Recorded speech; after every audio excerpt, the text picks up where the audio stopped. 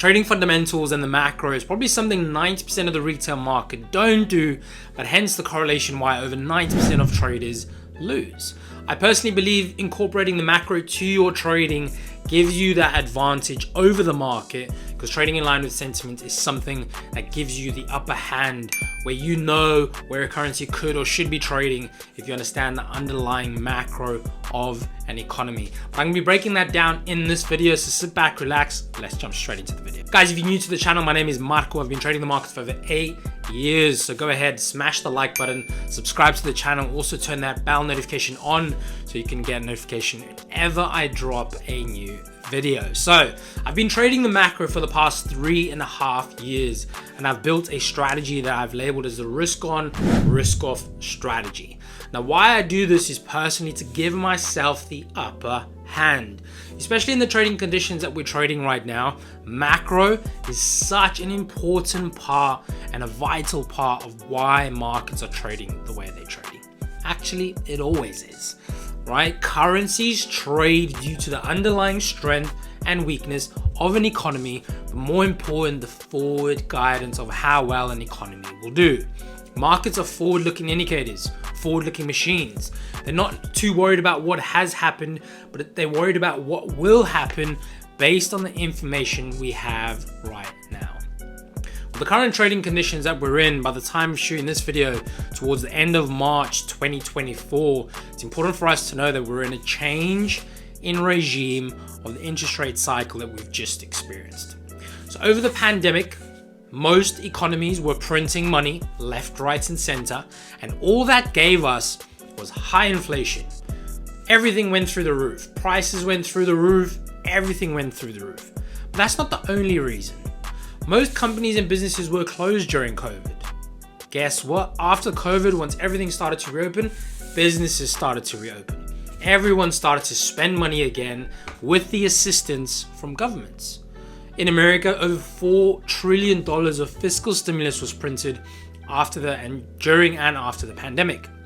And again, that was to assist businesses to reopen, to assist people in their spending, and that is what drove markets. We saw inflation at 40-year levels in the United States. Inflation is something that central banks need under control, and hence why they use monetary policy tools such as interest rates to control inflation. Majority of the environment that we trade and live in right now is debt reliant. If you raise the cost of that debt, people are going to start spending less. Your car payments will go up, your phone repayment will go up, your electricity will go up. Everything went up. Now, if the central banks raise the cost of that debt, your repayment on that debt is now more expensive.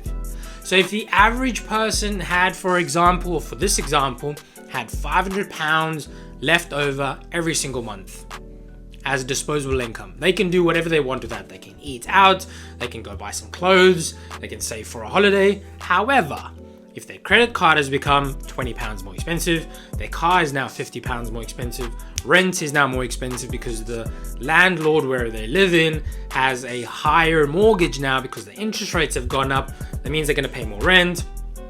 All of these things start to add up. The average person is now left with less disposable income. And folks, this is how central banks control spending. They strangle the consumer, not literally, figuratively, by reducing the amount of money they have. That means they will spend less at businesses. That means businesses have less income. That means those businesses where they were spending money have less income now, which that then means they're not able to pay their staff as much, which there again is a slowdown of the business cycle. And again, the most important thing about trading the macro is asking yourself where an economy is right now. What are the people in charge of the monetary policy saying? Right now, at the time of shooting this video, we are in an extremely crucial, pivotal moment for central banks, as central bankers are now outlining, forward guidance, outlining interest rate cuts this year. For the Federal Reserve right now, they've had the interest rates left the same at 5.5% for 5 straight months. They have been abiding by what is known as a data-dependent view, which means they're waiting to see how the economy plays out. That's all. That's all we can do. We've seen the likes of the Bank of England, the ECB, all do the same. The likes of the RBA all the way out in Australia, same tonality. And again, this is where we can take advantage. Interest rates is a tool used by central banks to control spending, but it is also used as a tool to attract international investment. If a country has a high interest rate and it's a safe economy, people park money there because they're going to be getting an interest yield on their money. The United States interest rate right now is 5.5%. So do you park your money in the United States, or do you park your money somewhere else where you feel you might get a higher return but it's more risky? And again, central bankers use interest rates depending on how well the economy is doing. If the economy is doing great, central bankers can raise interest rates, because if the economy is doing well, everyone has jobs. If people have jobs, they're going to spend. If people are spending, they're spending at businesses, which now have an income, which means they can hire more staff, which means the people that they're hiring can spend, and it's this vicious cycle known as the business cycle.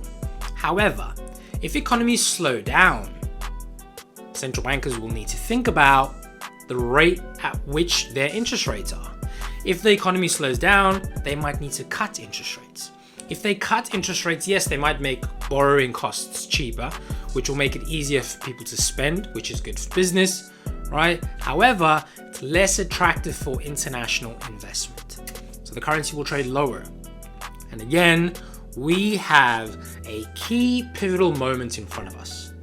All central banks around the world will soon be following course of the Fed. Federal Reserve controls the dollar. The dollar is the global reserve currency. And if the dollar and the Fed are now changing policy because of a global slowdown, every other central bank will follow suit. We've seen the Swiss National Bank just this week cut interest rates. The Swiss absolutely tanked. You had Swiss yen being the bigger mover there, because you had the Bank of Japan come out of negative territory on their rates. So there again, what do we have here? You have the Swiss National Bank cutting interest rates. You have the Bank of Japan raising interest rates. One is negative, one is positive. So if you combine that with a currency like Swiss yen, you have one negative, one positive. It's going to give you a double whammy in the currency. So folks, if you want to find out more information like this, click the link down below, go to my free Telegram. I also have a free workshop. I'm going to pin the details down below. You can fill your details out in there. My team will email you access to the workshop where you can learn my strategies that I trade for free over 7 days. The videos will be airdropped to you over the course of 7 days, so don't be alarmed if you just log in and there's just 2 videos available. Hope you enjoyed this video. If you want more content like this, drop in the comment section below and I will be doing more fundamental videos. But that's an insight into how I see markets. But I think we're in so pivotal times right now, and it's important for us as traders to capitalize on that data and use it to our advantage. But that's it for me for now. Have a great day. See you. Bye bye.